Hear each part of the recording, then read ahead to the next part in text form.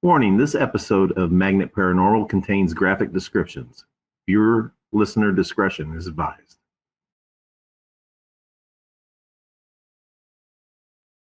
Okay, before I get started and share this episode with you, I feel compelled to just say a couple things about conspiracy theories.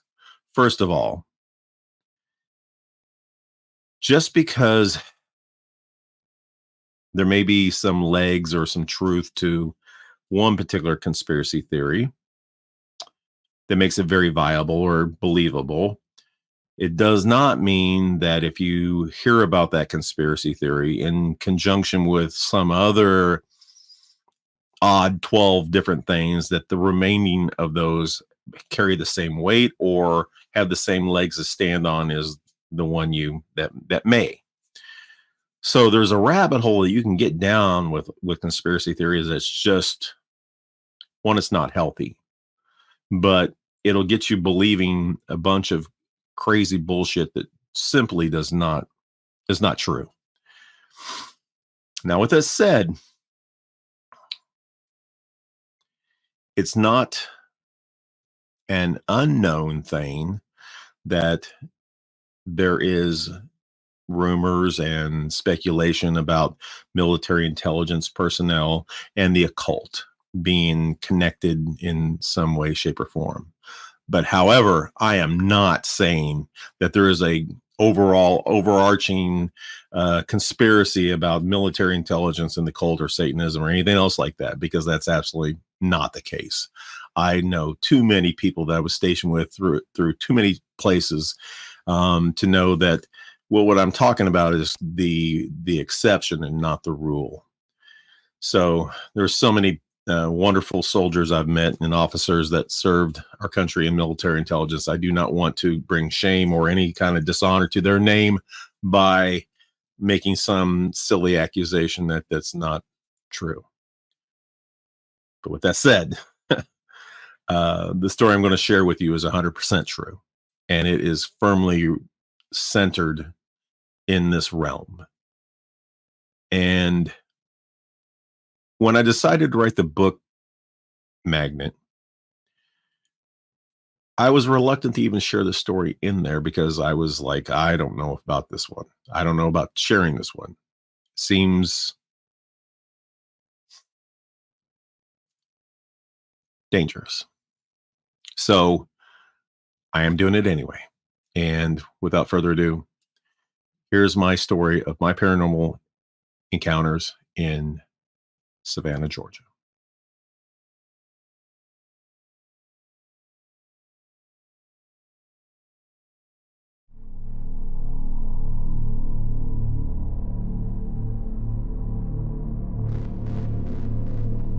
So shortly after, a couple days, as soon as the weekend got around, I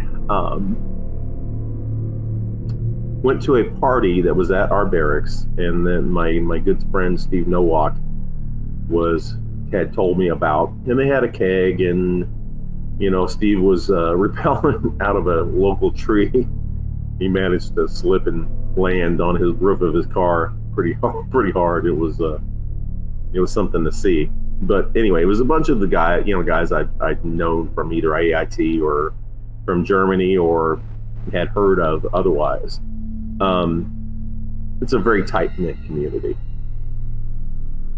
So prior to me arriving, or prior to this party, it was told to me that a couple weeks before I arrived that there was a death in those units that I was attached to that were pure, the aerial reconnaissance type mission. Those units were usually separated into Alpha Company and Bravo Company. The mission for radar and imagery was usually done off of in Alpha Company, and signal intelligence was usually done out of Bravo Company. Two different aircraft, two different missions, same MI, military intelligence unit. So this death occurred in the adjacent building in Bravo Company's barracks, and I was stationed in Alpha Company, so I was in Alpha Company's barracks, and I heard about this as soon as I kind of arrived, that this had happened, a mere weeks before my arrival there.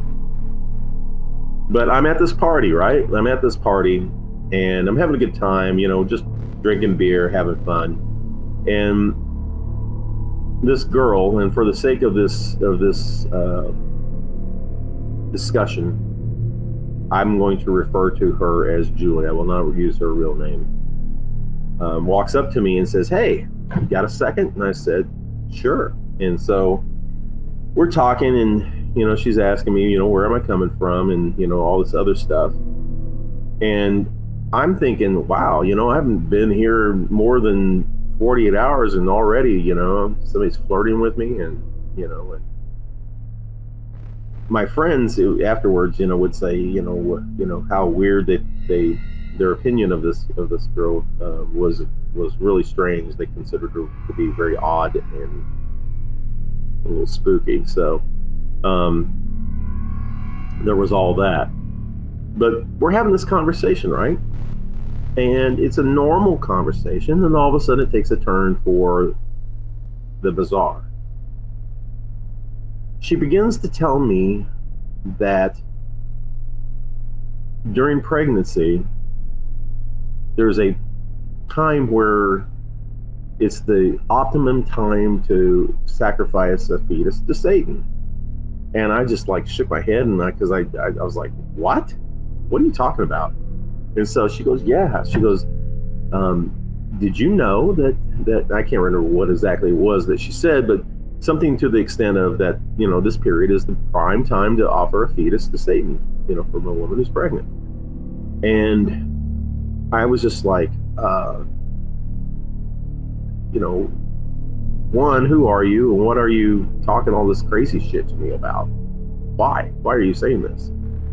And she said, her reply was, I can tell you're sensitive. And she was one of two people that have out of the blue walked up to me and told me this. And how they perceive this is beyond me, but I mean, they're not wrong.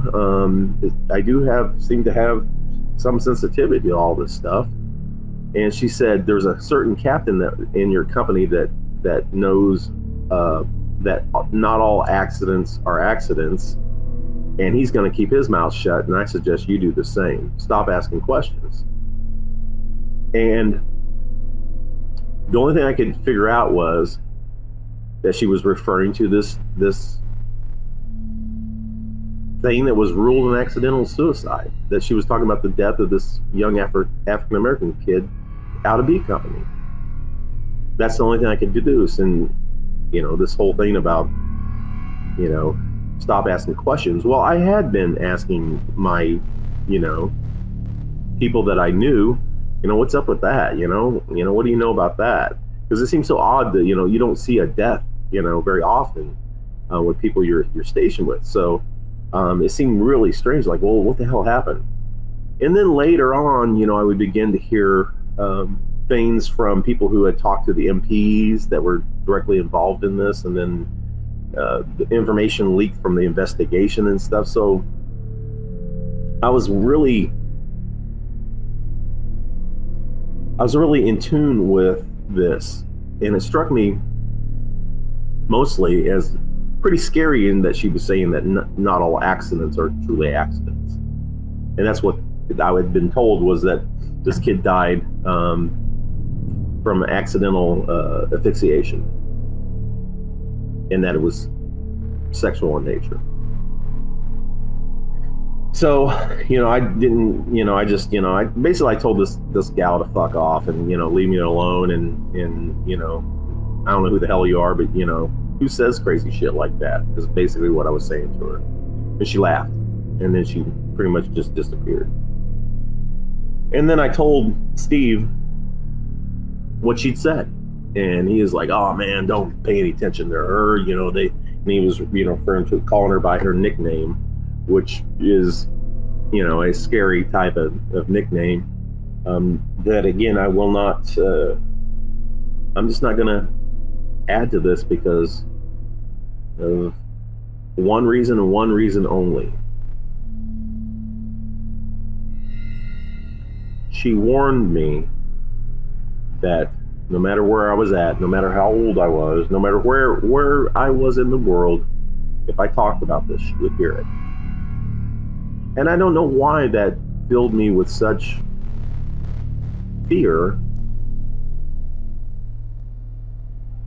but I kind of believed her, and I had no reason to believe her, at all. I mean, this is not something that made sense to me. I just walked away from the exchange going, that's scary as shit, and I don't know what to think about that. So time passes. I'm dating some girl who's a dental hygienist working there on base. She's in the Army, and I begin to see this other person hanging out wherever we're at. Like let's an example would be I'd be in the PX, and I would be with my girlfriend, and I would turn a corner, and there she'd be. And then I remember one time we were getting ice cream, I think at Baskin Robbins there in Savannah, and I see her Jeep go around the building, and right as I look up, she's looking in the glass directly at me. Freaked me out. I was like, I gotta stop her, And I even said something to my first sergeant about this, that I thought, I don't get what this is, and he kind of downplayed it. Somebody's got a crush on you, and ooh, Saunders, get him, kind of a thing. It was bizarre. Nobody took it very seriously. So here we are, and there's an investigation, and I'm making some assumptions at this point, because when you're on a military base and there's a death and it requires that there's some investigation be taking place, you have some caveats to stuff. One, it's military, so military can and oftentimes will exercise jurisdiction, but also when you have somebody with a clearance involved and stuff like that, they could reserve the right to do an internal investigation because of some national security type reasoning. But it seems far-fetched, but whatever.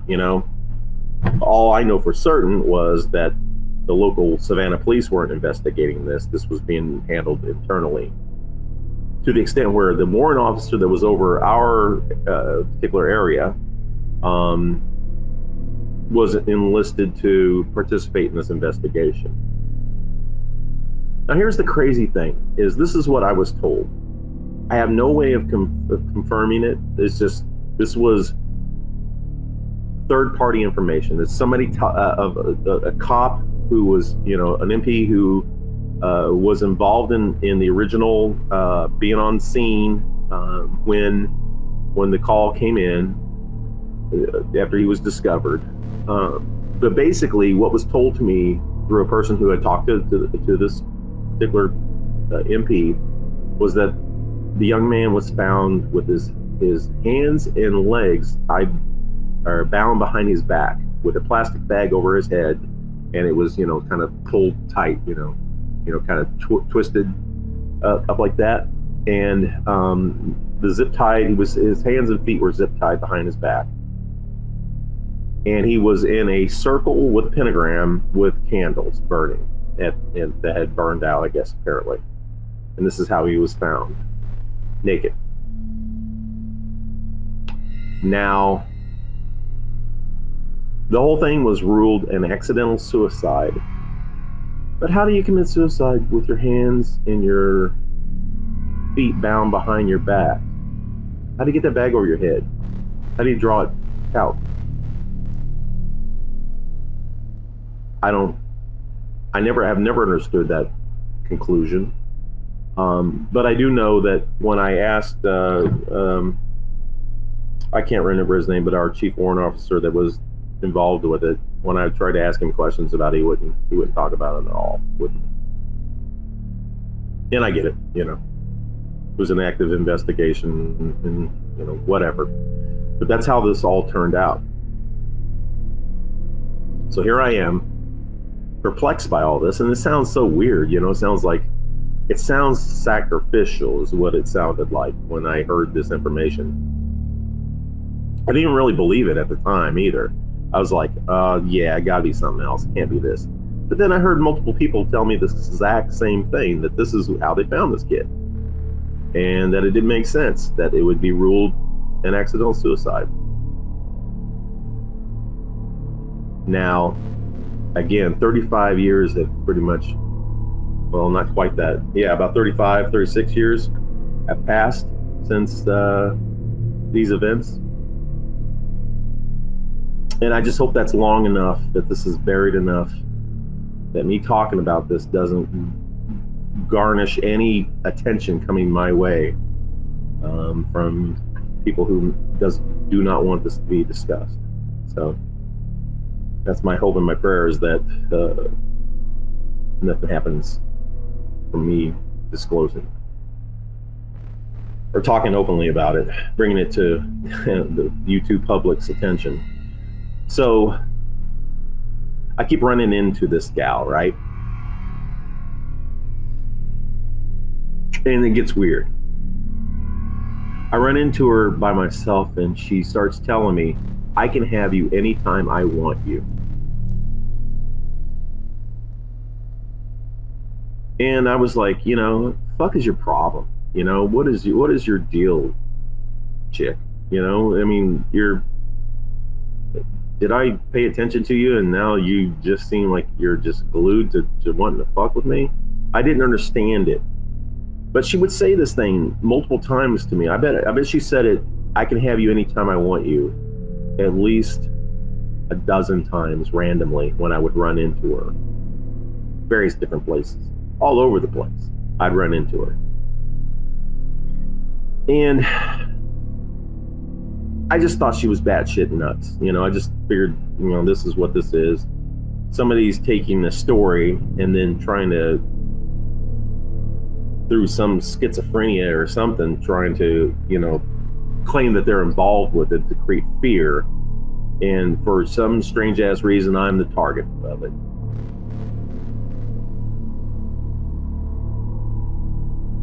But that's not what this was. And I still to this day have no idea why I was the person chosen to have this experience. It just makes no sense to me. So the girl I was dating and I break up because it wasn't going anywhere, but it became even weirder when I would try to explain to her why this stalker was stalking me. Even though are you have a thing with her? Are you sleeping with her? No, I'm not doing any of these things. And so it became problematic how often we would see her. And so it creeped out her, and so needless to say, it ended. And so there I am, having more encounters, and then I get a roommate.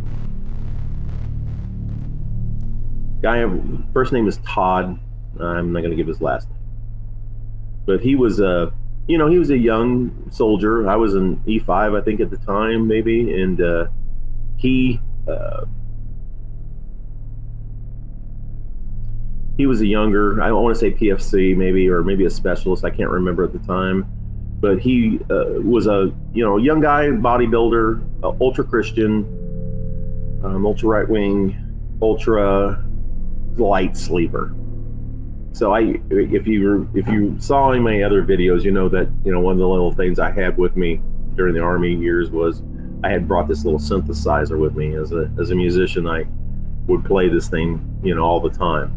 And even though it wasn't like a big heavy weighted action type keyboard, it was velocity sensitive. This is just a term, technical term, but the plastic keys on it did not make a lot of noise. But I would be playing at night after he would go to bed, and he would get out of bed to say, "Hey man, can you it's so too loud," and he would hear it even though I was using headphones.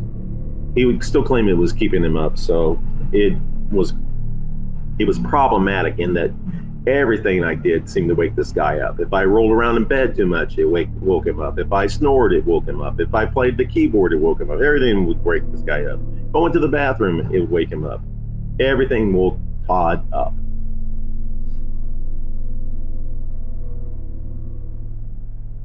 Except for once.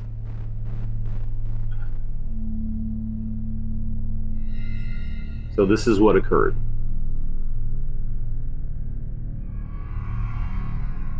One night I go to bed, and I was the last one in the room, so I locked the door.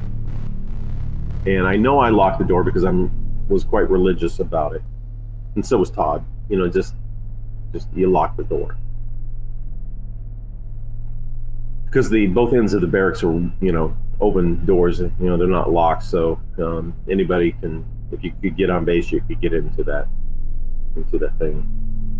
And you had a death in the other barracks, so we locked the door. Every night the door was locked. I remember locking the door, and I'm asleep, and I'm having a dream about my girlfriend of no more. And in the dream, I'm laying on my back and we're having sex. She's on top of me. And it seemed really peculiar because this dream was different than other dreams, other sexual dreams as well. It felt completely different. And so this dream evolves, and it seems so real, and I can feel her skin, and I'm looking at her, and it just seems so real. And you know, I'm telling her that I've missed her, and she's didn't reply, but we're just making love. And as I get closer and closer to climaxing, this dream starts to shift. And I slowly start to realize this is not her on top of me. The shape and form and figure of the person on top of me is changing in the dream, and it is this person. And she is naked on top of me. And the moment I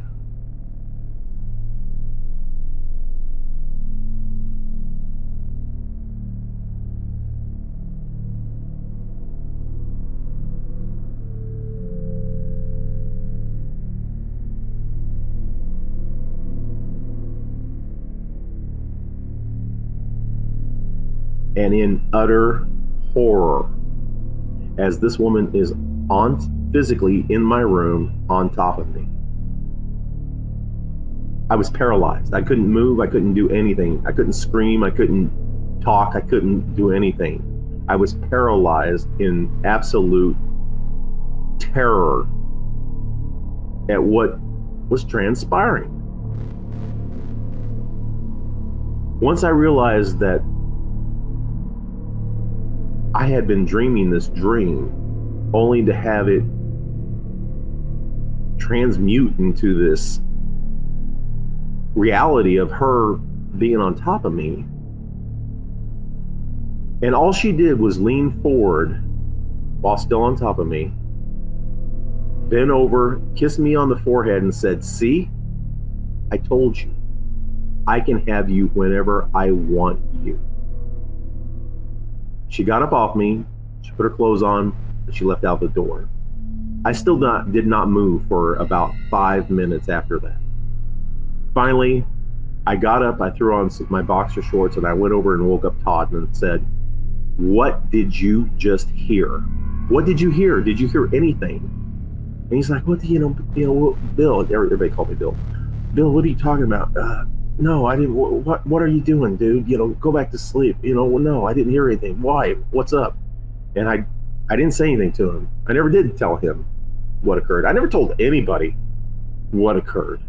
For the longest time, I would only share it with really, really close friends, and I wouldn't do it where there was a microphone or anything around. That's how paranoid I was about this story. After I talked to Todd, I was, and it's like, 4 o'clock in the morning, and I go to the shower. I take my shower kit and go in the shower, and I'm scrubbing myself from head to toe, and I'm in tears. I'm in tears because I am scared shitless. I'm scared shitless because I know the room was locked, and somehow this woman got in there.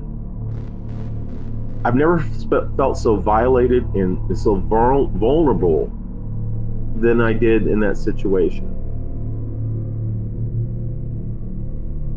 And whenever I would run into her again, she would re-emphasize me keeping my mouth shut. She would say it over and over again. Anytime you tell anybody about this, I'm going to hear it. Does that mean that she can hear this broadcast? Fuck. I don't know. I really don't. But it was the experience was enough that the fear is genuine and real.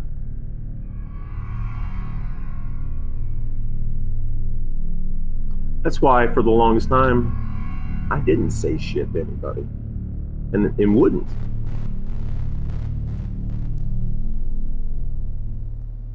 I'm not asking you to validate any of that. I'm not asking you to believe anything I'm telling you, but I'm just asking you to ponder this. What the hell would you do if it was you? What would you believe if it happened to you? Now, I don't know who or what she was really involved with, but she did mention that that was a very, very simple spell, and she could do so much more. Which? I don't know. Satanist? I don't know. Whatever she was into or whatever she was doing, it wasn't good. It wasn't good.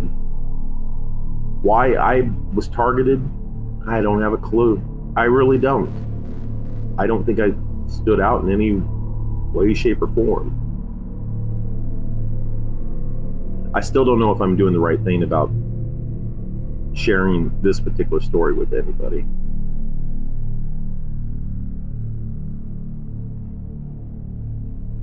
All I know is I wouldn't wish that to happen on my worst enemy.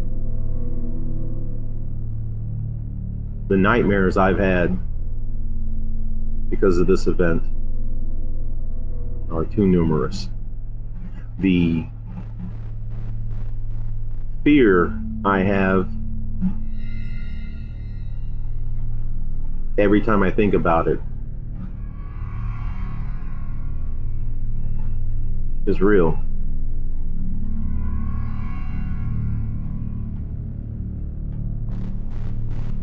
I hope that if you're watching this, I hope that you can appreciate that.